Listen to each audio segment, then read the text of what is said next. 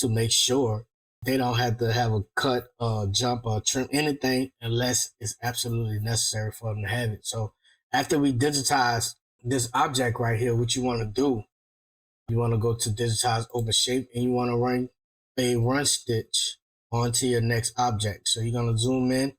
The square is where it stops at. The circle is where it starts stitching at. Okay, the circle, remember that. The circle is where it starts stitching at. The triangle is where it's going to stop. And you're going to also see the square showing you where the design stops stitching. So you're going to start from there with your one stitch. And what we're going to do, because we have all this other stuff stitched out.